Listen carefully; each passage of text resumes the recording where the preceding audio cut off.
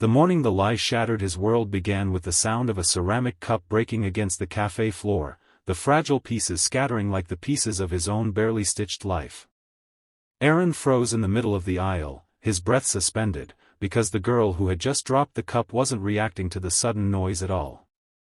She simply stared at the sunlight drifting through the tall windows, her expression calm and unmoved. The barista rushed over, apologizing for startling her, but she didn't even blink.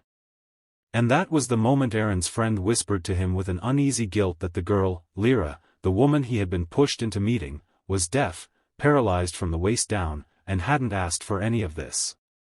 His friend had lied to him, forcing the two strangers into a situation neither was prepared for, claiming Aaron needed someone gentle and Lyra needed someone patient. It was supposed to be a harmless setup. But now Aaron stood there feeling ambushed, trapped, and strangely afraid of hurting her with even a single wrong movement. If you're from Ripple of Love, like, comment, share, and subscribe if you believe hope, compassion, and second chances can still change someone's life. Aaron felt his heartbeat tightening with a familiar panic he hadn't felt since his world collapsed 2 years earlier. The cafe's warm golden light, the low hum of customers, and the gentle clang of dishes contrasted sharply with the icy stillness that settled over his soul. Lyra sat by the window, dressed in a soft cream satin slip dress that shimmered against the pale daylight. Her blonde hair was tied in a neat ponytail, her posture poised yet delicate, her wheelchair positioned slightly angled toward the glass. She looked like someone carved from calmness itself. Aaron suddenly felt too large for the moment, too clumsy, too broken, too unprepared. He hadn't wanted to date anyone. Not after losing his wife in a winter storm that stole not just her warmth but the piece of himself he needed to love again. Being a single father to his little boy, Timo, had left Aaron with a life held together by responsibility instead of hope. He woke early every morning before sunrise, made lunches, checked homework, worked construction until his hands blistered, and then collapsed into bed only to wake and restart the cycle. His heart had lost the softness it once knew. Romance felt like an echo from another universe. But the guilt gnawed at him. Lyra didn't deserve to be stood up or rejected, not because she couldn't hear him, not because she couldn't walk, not because she was different, but because she had been dragged into something she didn't consent to either. So he walked toward her, every step feeling like one deeper into a life he didn't understand. The cafe's large windows framed a soft, cloudy day outside, cars passing through glistening streets, raindrops clinging to the glass, people rushing through their routines with hurried umbrellas. Yet inside, time slowed as Aaron approached her. Lyra looked up when she sensed movement, her eyes immediately locking onto his. He noticed they were impossibly clear, eyes that saw without hearing, eyes that understood without words. She gave him a gentle smile, the kind that came from someone who had learned to be grateful for even the smallest kindness. He felt something shift in him, something reluctant yet undeniably stirred. Lyra gestured with delicate hands, asking if he was Aaron. Her fingers moved with grace, fluid and expressive. Aaron nodded, feeling a stiffness in his throat. He didn't know sign language. He didn't know how to bridge the silence between them. But Lyra, with surprising ease, picked up a small tablet from her lap and typed with soft precision, then turned it toward him. The words glowed on the screen, "Thank you for coming. You don't have to stay if it feels difficult." The line pierced deeper than he expected. She was giving him an exit even before he formed the desire to run. But Aaron, who had spent months hiding from his own emotions, sat down across from her because something inside him whispered that leaving would hurt more than staying. They interacted through written words, gestures, and shared glances. The conversation remained simple at first, safe, polite, fragile. But fragments of her story slowly unfolded within short sentences typed with a kind of quiet bravery. She had lost her hearing at 16 after an untreated infection. Her ability to walk had vanished in a highway crash when she was 23.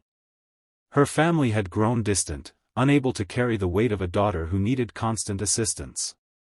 She lived alone, navigating the silence and stillness of her days through a resilience that didn't resemble loud strength but a soft, enduring fight to keep living.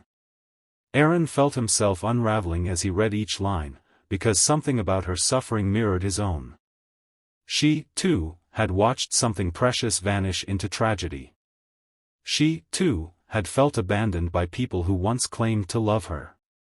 She, too, had learned to survive in a world that barely paused for broken souls. As the cafe brightened with late-morning sunlight, the emptiness between them transformed into something warm, subtle, hesitant, but real. Aaron realized he wasn't talking to someone fragile. He was talking to someone fierce, someone who fought unseen battles with a quiet courage he didn't know he needed to witness. And just when he thought he had begun understanding her, she typed something that made his breath hitch. She told him that she never agreed to the setup either. That she didn't want pity dates. That she didn't want to be someone's charity or emotional project. That she valued her dignity far too much for that. Aaron felt shame burn under his skin, shame for being tricked, shame for the hidden resentment he had carried into this meeting, shame for assuming she needed saving. But then she typed one last sentence, slowly, hesitantly, as if afraid of how he might respond. Your eyes look like someone who hasn't been allowed to rest in a long time. He swallowed hard, not expecting the weight of her perception. She saw him, not the surface, not the polite mask, but the exhausted father with grief still stitched inside his ribs. Few people ever saw him like that. Certainly no one recently. The scene softened. Time seemed to hush. The sunlight warmed their table. And for the first time since his wife's death, Aaron felt tears pushing at the edges of his eyes, not from pain but from being seen by someone who understood silent suffering. He didn't walk away after that. He returned the next day. And the next. He began learning sign language at night after putting Timo to bed, practicing clumsy gestures in front of the bathroom mirror. Some mornings he visited her before work, bringing warm pastries and staying for 10 minutes that stretched into 20 after noticing how her smile shifted from polite to truly joyful. Day by day, Lyra's expression brightened, her eyes warming each time she saw him approach. Aaron felt something inside him heal, something tiny but essential. She wasn't trying to replace the love he lost. She wasn't filling a void. Instead, she was reminding him that his heart was still capable of beating for something other than survival. Weeks later, in that same cafe, Lyra typed something on her tablet with trembling fingers. Aaron noticed her breathing change, her gaze flickering with anxiety. She turned the screen toward him slowly. The word struck him with the force of 1,000 unspoken truths. People have left me when loving me became inconvenient. But you stay even when you struggle. And that means more to me than walking or hearing ever could. A single tear escaped him, dropping against the wooden table like a confession. If this moment touches your heart, Ripple of Love family, please support the story again with your like, share, and kind comment. Now, before the final emotional moment, viewers, please comment below your thoughts. Aaron leaned forward, placing his hand gently over hers, and for the first time in years, he didn't feel broken or inadequate. He felt chosen, not by fate's cruelty, but by a woman who saw strength in his vulnerability, not weakness.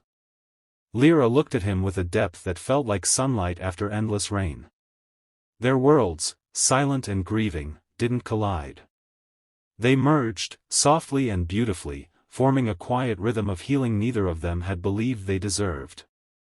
And in that quiet cafe, surrounded by soft daylight and fragile hope, a single father learned that sometimes the people we're tricked into meeting are the ones meant to teach us that love doesn't always roar.